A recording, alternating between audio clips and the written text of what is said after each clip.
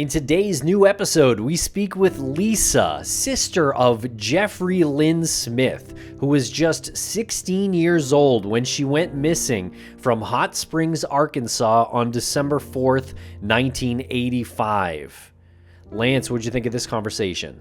I mean, it's hard to say that this conversation wasn't exactly what we want to do when we produce these episodes of Missing, that you have this disappearance of a family member and the father, brother, mother, sister, in this case, the sister, the other family member has picked up the gauntlet and started to run with this story, especially one that's so intricate and complex. I mean, the disappearance itself isn't on the surface complex, but what happened with the investigation and all of these other factors that went into Jeffrey Lynn's disappearance, to see Lisa come on a show and so wonderfully articulate the details and the mission and where she's at now, really inspiring. So yeah, really long way of saying that this is exactly why we do this show. Absolutely. And this conversation is going to get broken up into two parts. This is part one. Part two will be out tomorrow, and we're going to have some final thoughts at the end of part two. So make sure to come back to finish the two-parter. If you have any information, you can call the Hot Springs Police Department at 501-321-6789. So please follow us on social media at MissingCSM, and we're going to break quick for commercial here, and we'll be right back to speak with Lisa.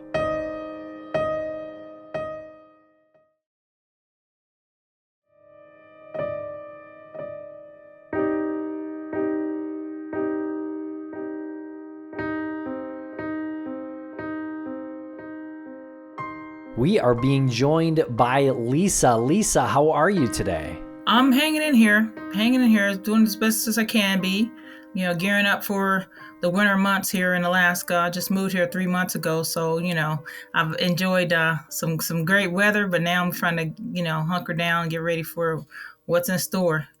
Hear different stories about that. This will be your first Alaskan winter?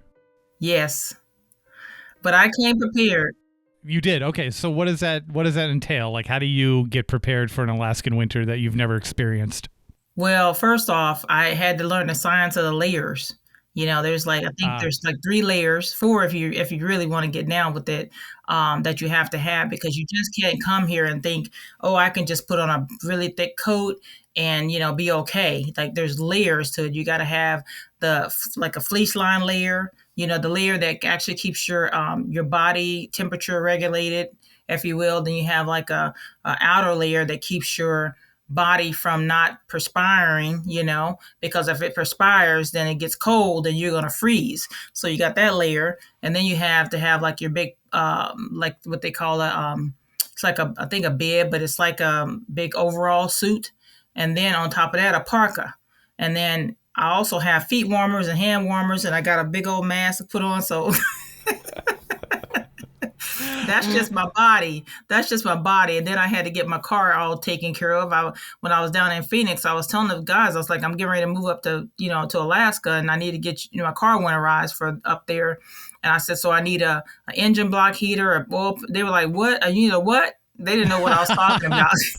They're like, we're in Phoenix. We're not exactly dealing with engine block heaters in Phoenix. Exactly. So I had to wait till I got up here and got that all taken care of. And then, obviously the last thing is tires. But I will tell you, I'm very, I'm a tinkerer. I like to do things myself too.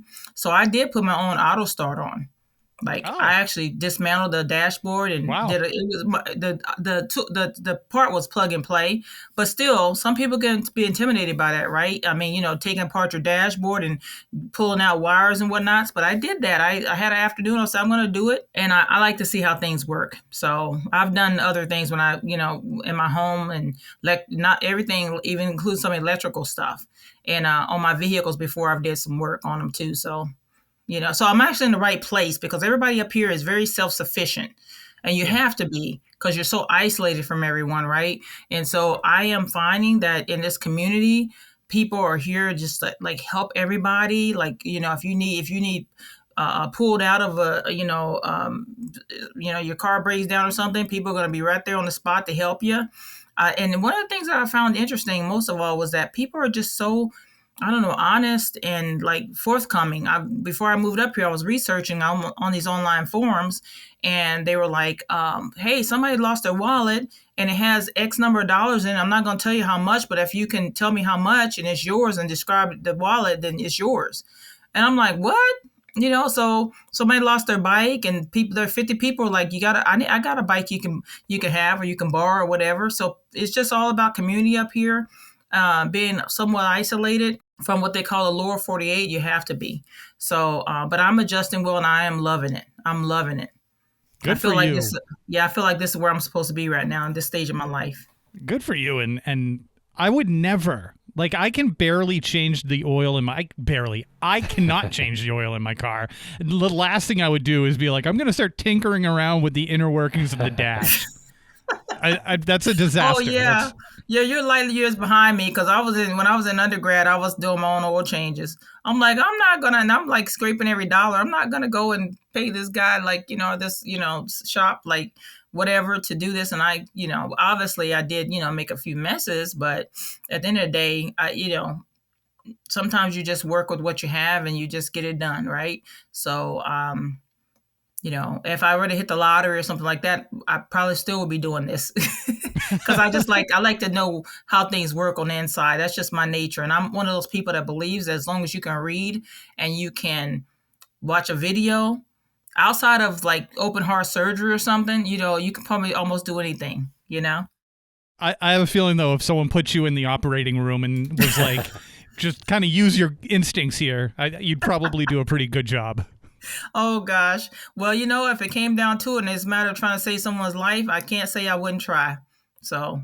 Well, you also did mention community, and we made this whole connection here because of a community that we're now a part of. Unfortunately, you have the tragic situation of being part of this community because of the missing loved one that we're going to be talking about today. Can you talk about the experience that you had at CrimeCon and what brought you there? Yes, I've been meaning to come to CrimeCon for about, I don't know, 3 years now. But every time there was some kind of conflict, and I kind of rolled my credit for my registration over to the next year. And I finally said, no, I'm Denver. I'm going to make Denver. I'm going to make Denver because I know some others that have gone to CrimeCon, and they said, it's not just about like crime enthusiasts. I mean, it is about real crime, true crime. This is like where folks come to gather and talk about these experiences and try to solve these mysteries of missing loved ones or murdered loved ones or what have you. And obviously, it's not, again, I can appreciate the descriptor you said because it is somewhat of a club, but it's not a club you want to belong to, but it is a club that kind of makes you a little bit stronger because there's other people that's kind of going through something similar. And so you come together and it can be a very powerful and empowering experience. And that's what I felt. I came there and I met and heard stories, and I told my sister's story. And there was no one that balked at it. There was no one that said, oh my goodness, it was just genuine interest. And when I came up to you all at your table and I was telling you and talking to you and you were just listening, you were like, wow, I just, we want to create have a platform for you to talk about that. And, I said that oftentimes we've had some splashes of media here and there, it's always been though very, critiqued to a certain degree. It's been scrubbed to a certain degree. And I think at the end of the day, like real facts need to come out, be out. And, my sister's life, meant a lot to me. And I've been vigilant about trying to seek justice for her. And I feel the only way to get that justice is to really tell her story without it being filtered, and that's the light that I'm hoping you and I guess the venue I'm hoping you all give me today. But yeah, it was a great packed field. Just being able to meet some folks that have been at the forefront of criminal investigations meant a lot as well. So those people started from the ground up, trying to get these stories told. So that meant a lot as well. Yeah, I was gonna say, just kind of going leading into my sister. I mean, December will be 40 years. 40 years she's been missing. That's around Christmas time of all time. So obviously every time this comes around, it's almost like 40 years. Almost feels like yesterday when we get there. It feels like it happened yesterday, and I have the same somewhat visceral responses that I've had way back then when I was 19 years old. She went missing when she was 16. She basically went to school and she didn't come home. And I was actually a student at the University of Arkansas at the time. And my mom called me and she says, Lynn didn't come home last night. We called her Lynn. Her name was Jeffrey Lynn Smith. But, we'll talk about how she got that name, but she didn't like her first name. She says, that's a boy's name. And so we always call her Lynn. But it's ironic that Jeffrey name, is actually what's helped me get some traction, on her case. So, in the end of the day, maybe that was by design, by larger forces than us.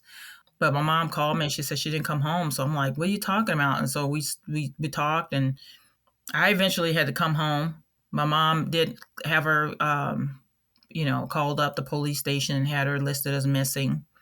It was hard because we really didn't get a whole lot of support, from law enforcement back then. As a matter of fact, they made it kind of tough. And we're talking 1985, Hot Springs, Arkansas. That alone probably could tell you what I'm talking about. There wasn't a whole lot of effort put into helping us look for her. We had to go and, do our own searches. I mean, there was a situation where we heard she might have been at home, and we were like, we're going to go up there and look, So we're like, looking around, trying to see if we see her.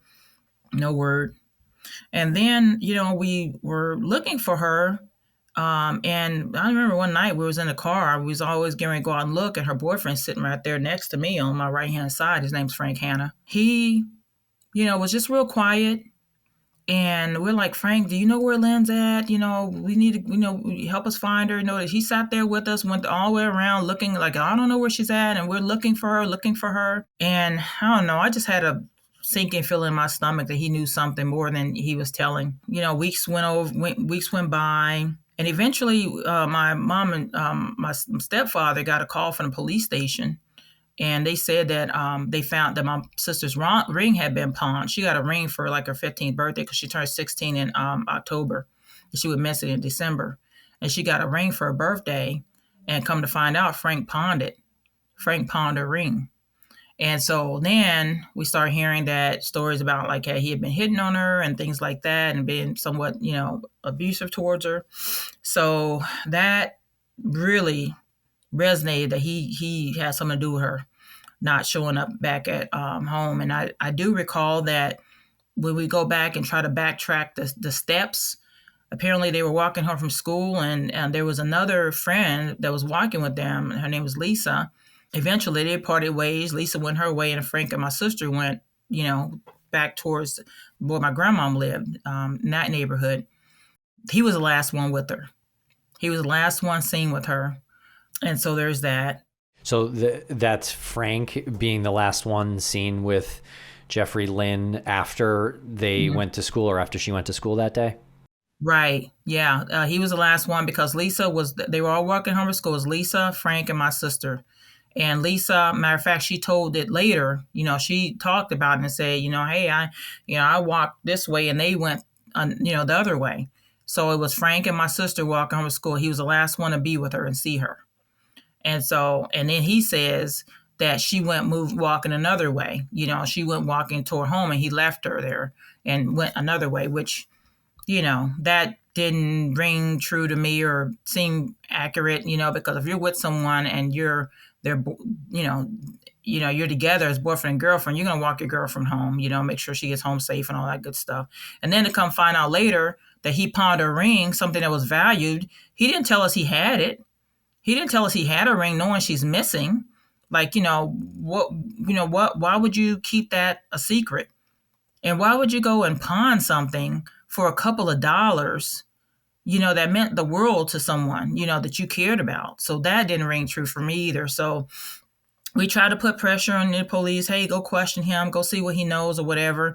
And we even followed the police up to the apartment that him and his aunt was living at one point. And they stood in the doorway and they said, hey, we couldn't hear everything, but it was at the door. They didn't go inside. I think, they probably would have asked him if he knew where she was at. And he said no. And it was like 5 minutes. They were at the door and they left. And we're like, what did they say? He said he don't know where she's at. And that was it. Like, they didn't go in the house. They, obviously I know that you got to have reason and warrants and all this kind of stuff. But, did they even ask to go in there? Did they ask? We were just frantic. We used a lot of our energy just putting up posters, flyers. We posted our own reward in the newspaper. At that time, it was like $5,000. No, it was like $1,000. But $1,000 was a lot back then, to a family that was barely scraping by. But there was no news cycle. The local newspaper didn't just say, hey, let me just put this in here. This kid's missing. No, we had to pay for the ad to put in there. And so we just didn't get any help. That's enormously frustrating. I'm so sorry that that's how it all kind of played out for you. So frustrating to hear that so many years later. The other piece of that is it wasn't that we just didn't get help, but we also got hindrance because at one point the police called my mom and my stepfather up to the police station, and they told my mom that that they had information. And so they went up to the police station. And my stepfather might have had some kind of outstanding traffic warrant or some kind of thing. It wasn't like a criminal thing. They arrested him on the spot. They arrested him and they had my mom there standing there like in her grief by herself. So trauma. Are you serious? Like even the police were like not an ally in that situation. And I'll go on later to tell you more about that whole regime of police. But thank goodness there was changing of guard at some point in time, and we did get some support. So, but if you have questions for me about that part, I definitely can continue. Well, I do have a question about the ring, just to clear up a couple of things. Was this a ring that she was given to by family or? Yeah, my mom got it for her. I think, for her 15th birthday. Like I said, she turned 15 at previous, like October. She went missing, and she was 16 in October of 85. And so she had that ring for like a year or so. She never took that ring off. Never. She loved that ring. And so I couldn't see her like, hey, giving him this ring and say, go pawn this ring. Like, no. That was like, she cherished that. Okay, so he pawned the ring before or after she disappeared? After she disappeared. Mm-hmm. After she disappeared. Mm-hmm. And that ring was found at a pawn shop, or he said, I took it to the pawn shop. Was the ring ever recovered? The owner of the pawn shop called. He knew what was going on. He knew that she was missing. He knew that, I guess, because Hot Springs is a small town. It's not like, this huge city or anything like that. So people hear things, they know things or whatever. But he got wind of this ring, and he got this ring got pawned, and he eventually said something's not right here. And he called the law enforcement and said that I got this ring. This guy came in and pawned it. And I remember, I don't know all the circumstances, so I don't want to say what he said or what was in his mind, but I just know that he called the police station and they retrieved it from him. So, and that was after she had been, reported missing. And that was weeks after. And he never told us. How much money did he get for the ring? I'm not sure. It couldn't have been nothing, nothing compared to what was paid for it, or, even whatever it wasn't enough, Like he should have said, I got a ring, she did give it to me or whatever, here it is or whatever. He could have said 1,001 things, but to go and pawn it, that's like a secret, that would have never been found out if that guy hadn't, recognized something. No question. So that in and of itself is like evidence, it's circumstantial evidence, because that to me equates to robbery. If someone takes something that you're not willfully giving them, in which I cannot see that happening. He did say that, she gave it to him to get something to eat or whatever. They could have gotten a few dollars to get something to eat anywhere, or, could have came to the house and got something to eat. So that didn't even ring true in my mind. And we'll be right back after a quick word from our sponsors. Thanks to our sponsors, and now we're back to the program. Was that the point that your family began to suspect Frank, or was there some suspicion before that? That was the point when and then when we started hearing that he had been hitting on her and stuff, that was kind of like, he pawned a ring, he's been hitting on her. Our stomachs just started getting sick, because we're like, he had something to do with it. It was like, okay. So that was planting the seeds. We already felt like he had something to do with it. Weeks went by, then months went by. Obviously, we're still trying to find her. I mean, we even resorted to back then, like psychics was a big thing. I remember us driving from Hot Springs to Little Rock, Arkansas, and going meeting with this psychic. And I'm 19 years old, and I'm like, this seems strange, but if it makes my mom feel good and makes her feel like we're going to get some answers, we're sitting in this old lady's house and, we're sitting there and she's talking about what she feels and, that she feels my sister is alive and she feels that, this, or we were just trying to get hope anywhere, right? We're just trying to get some hope anywhere. And, that she was paid for that. So, whatever.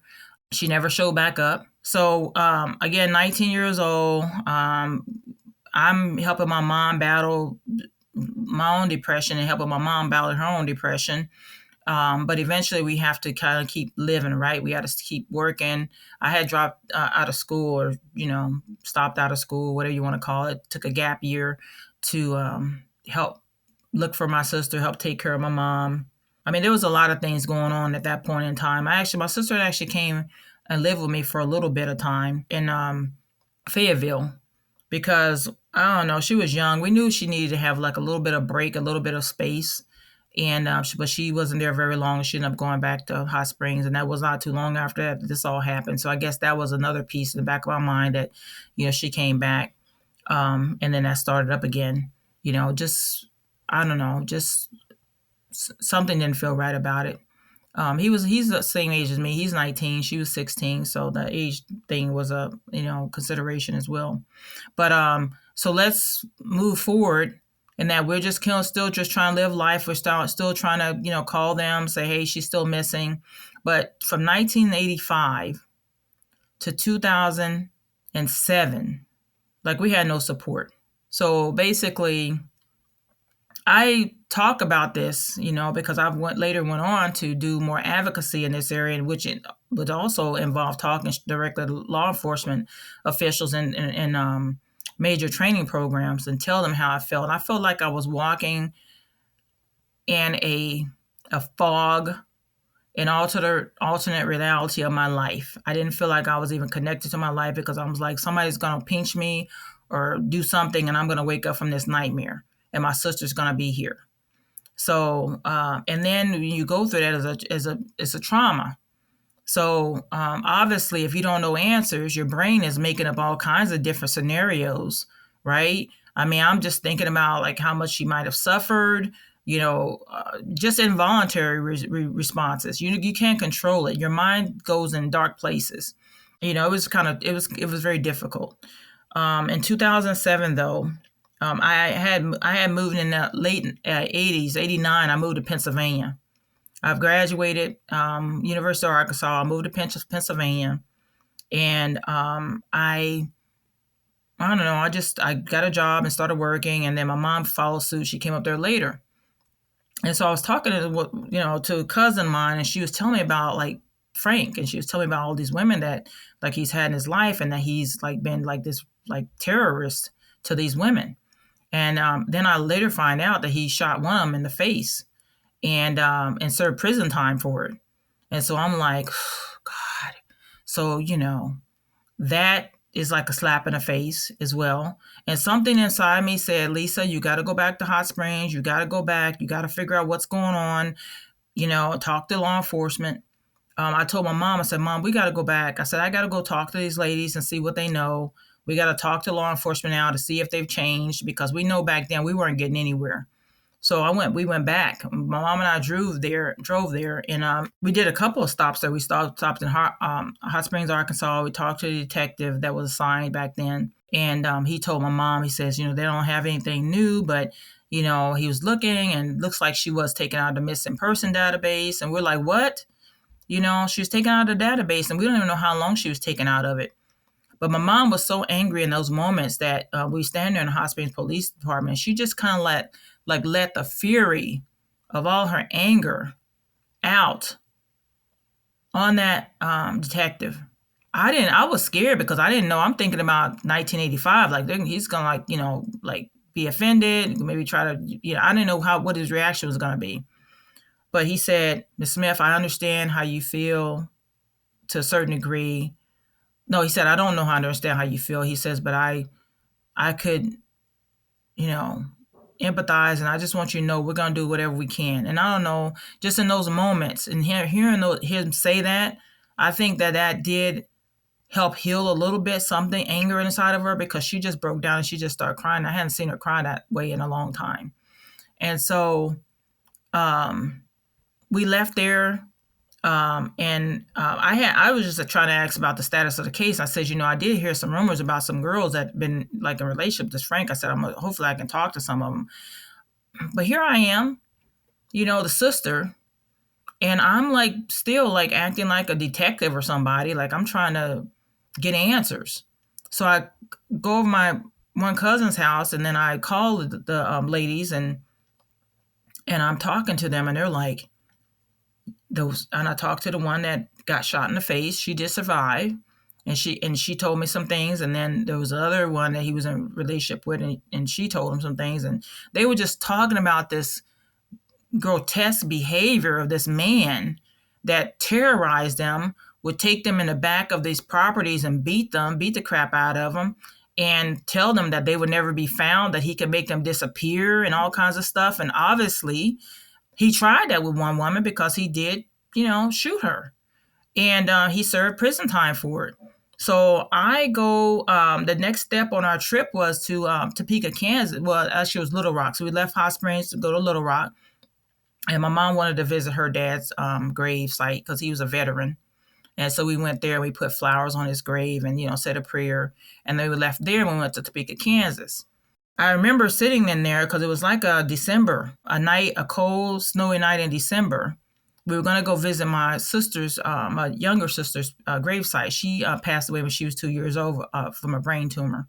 So my mom's lost 2 children, one from a brain tumor, and now she has a missing child. So there's a tremendous amount of grief that my mom's gone through over the years. But it was interesting because the gravesite was snow covered, like it was snow covered. And I'm like, oh my gosh, I was feeling like my heart just sank, because I'm like, we're never going to find her gravestone in this. But my mom, being a mother, she walked directly up to it. And I think within a couple of feet, she just started pushing snow with her foot off of it. And there she was, her gravesite. So we said a prayer there, and, but we stayed over in Topeka that night. And I got on my email, and I had started typing out this message, which basically was the statements of these women that I had interviewed, so to speak, on the phone. And I said, this is this person's name, this is her phone number, and this is what she told me about what Frank did to her. And this is another lady, and this is her phone number, and this is what she told me Frank did to her. And then I sent that over to that detective that we had talked to the day before. And that's what got her case opened back up. Those statements got her case opened back up. And that was in 2007. That's when we started getting support from the National Center for Missing and Exploited Children. I'm like literally almost shaking right now, because it was at that point that we felt like we're like, okay, somebody really is like caring now. Somebody's really understanding that this child is missing, and like, what can we do to help? So the National Center, they started getting our DNA, they brought people out and got our DNA. So they uploaded to the database for that, in case, she was found, and they could do a matching on that. They got her case opened back up, and then they assigned a detective, and I say her name because she really was a go-getter. This Detective Leanne Clem, she wouldn't mind me saying it, because she knows she worked that case. She went back and talked to these other women so she can get their statements for the official record, if you will. She went back and talked to them, and they told her the same thing they told me. They got them in the record. She even tried to go up and talk to some of his cellmates, to see if they would say anything about anything. And we thought one of them was going to talk, but, he clammed up. And then I think they got another one that did say some things, like through third party or whatever. I don't know all the ins and outs of the investigation, but I do know that eventually they zeroed in on a place that she might have been buried, that somewhere through word of mouth or something, they found out a place. And so they did do a cadaver dog search up in Hot Springs near this park. And there was supposed to be like this park that was searched. They had it in the news, but they didn't find her remains. They also, law enforcement put me in touch with the National Center for Missing and Exploited Children at that point, and that's when we started getting some support, emotional support from them, because what I found in Team Hope was that there's a lot of other people that are going through this, that have a missing child, and they need support. So I started doing a volunteer service with them. After I got connected with them, I started volunteering and started reaching out to other families and trying to provide support to them. And that in itself, when I went to that first Team Hope training, and that's the National Center for Missing and Exploited Children, which was founded by John Walsh and his wife. And it was good to actually, at CrimeCon, I actually ran into Callahan, and, we connected there. But it was, I don't know, it was healing to a degree, because again, we say this, we're in this club that we want to be a part of, but if we weren't, we would just feel so isolated and alone. So I did that work from 2007 to 2016 as a volunteer. And then in 2016, I became a consultant with the National Center for Missing and Exploited Children. So now I am supervising other parents, siblings, or relatives that have had a missing or exploited child. Typically, my area is more on the missing, endangered runaway cases, and there's some other categories. But every day I'm making these calls out to family members whose child is missing, trying to make sure they're connected with resources, trying to make sure they're connected with people that care and can understand. My sister's case is an active investigation. I will tell you that the only way that I've gotten media exposure over the last 40 years is because of my sister's name, and I told you about that earlier. Well, my mother and my grandmother, we're from Hot Springs, Arkansas. And you know who else is from Hot Springs, Arkansas? Maybe you can guess, but... The Clinton family. Yeah. Our former president, Bill Clinton, his family was down from there. His mother lived there for a very long time. He was going to school in Oxford during the time that my sister was born. Matter of fact, my mother and my grandmother worked for his mother, Virginia Kelly at the time. She was married to Jeffrey Dwyer. So she was pregnant with my sister. This was in 1969. She was pregnant with my sister. She was working there as their housekeeper, babysitter. She babysit Roger Clinton. I talked to her and I was like, because, people are curious, about that. She didn't know at the time that would be the president of the United States. He was a student. He was going to school in Oxford, and he came home one summer or something like that. And she was in the kitchen cooking a pot roast or something like that. And he came in and he's like, she tells me the story and she just starts chuckling because she thought it was kind of funny. He's like, oh gosh, you going to make yourself a peanut butter banana sandwich like all pregnant women do? And she's like, a peanut butter banana sandwich? Like, yuck, that's disgusting, And Virginia, her and her husband, they didn't have kids together. And I don't know if she was joking with my mom or serious, but my mom was like this young, impressionable. I mean, I think she might have been 19 at the time she was doing this. And she's like, you ought to name him after Jeff because, we can't have kids or whatever. My sister's name was supposed to be Cheryl Lynn. But she changed her name to Jeffrey Lynn Smith. And we'll be right back after a quick word from our sponsors. Thanks to our sponsors, and now we're back to the program. My mom could probably tell you 1,000,001 other stories about that family, which probably wouldn't because, at the end of the day, it's not really about them. But that's been the only thing that's really helped me. That kind of intrigue about knowing that future president that's kind of given me some traction on getting some support and some kind of, limelight, if you will, for her case. Without that, it would be just like any other missing child case that folks have no interest or care about. And I guess for me, my sister was one of the most beautiful persons that walked this earth. She wouldn't hurt a fly. She was so soft-spoken, and I think that's probably kind of why, he targeted her, because she wouldn't say anything. She wouldn't tell us what was going on. She wouldn't tell us her torment. And but she had some dreams, she wanted to be a gymnast. That's what she would tell my mom. She liked to dance and take care of her hair. And I just think about what a lovely person she was. And I feel like nobody should just be able to wipe somebody off this earth and not be accountable for it. And that's what I'm trying to get, because I know that somewhere, and I actually feel like some family members know what went on, because I've actually tried to connect with some family members over the years. And I even asked his sister, I'm like, do you know anything, whatever, about like what happened? And she actually laughed in my face. Like, what kind of a person would do that? Like, even if you didn't know anything, you know that my sister's missing, this is trauma, and if you're a good human being, you're not gonna laugh. I don't care if it's your brother, I don't care if it's your dad, I don't care who it is. You're not gonna laugh into a potential victim's, sister's face like that. It was horrible. And so I question the morality of that whole family, but I do think that someone knows what happened to my sister. I think that my goal in continuing this here is that at some point, time can be on your side. I'm hoping that I can appeal to you. If this word gets out, if this video gets out, that if you know something, if you know what happened to my sister, please set your conscience free and talk to someone. Call law enforcement, let them know, because this could be your child, your grandchild, somebody that you love. The state of affairs now when it comes to missing and exploited children is it's insurmountable.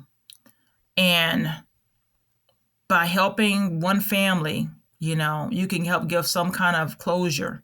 My mother is 75. She's 75. She'll be 76 on next birthday. Her health isn't the greatest.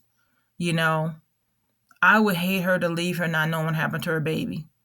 I do this more for her than I do it for myself. I miss my sister with all my heart, but my mom, she can't do any of this. She can't even talk about it. It's just so painful. So I'm just hoping that people wake up and understand that even if it's your loved one, somebody that you care about, if they've done a harm to someone, they must be accountable. And my greatest fear is that that someone else is still being victimized. In my mind, Frank is not a good person. I would be fearful for anybody that's in his midst, because I don't think that anyone that has harmed someone like that can go on to live any type of quality life or have any change of heart, especially when they've been as brutal as they have to fellow human beings and people that he supposedly should have been caring about. So. And where is he now? Is he still around? He's still in Arkansas? Yeah, I believe he's living in Camden, Arkansas now. And he's not, I don't think he was on, I don't think he's on parole anymore. I think he's off of that. Free guy at this point. Mm-hmm.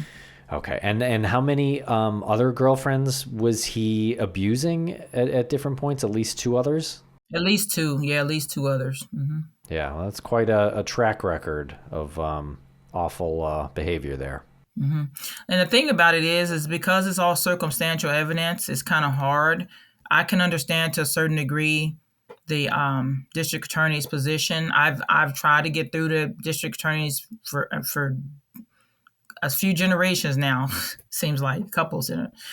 Every decade I'm like, writing a letter to like everybody. I've written letters to everybody over the course of this, to former president, to every news cycle I could, to executives trying to get like her story out there.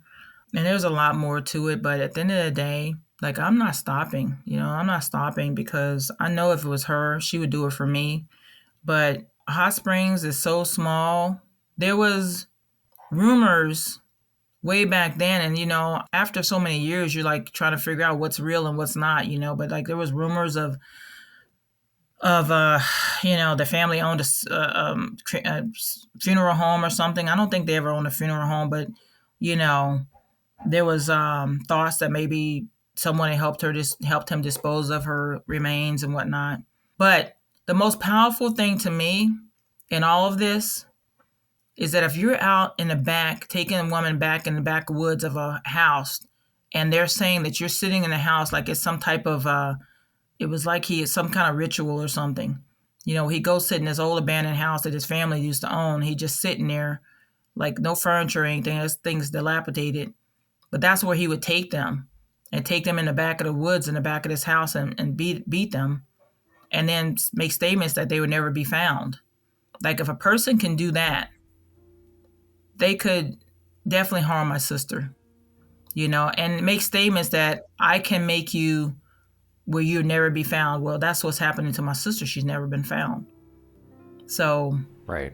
if you got two people saying this, minus a body and a confession or some other witnesses that say, hey, we saw him do this and that, it's gonna be hard. But I do know in the state of Arkansas, there is a statute that allows a bodiless conviction.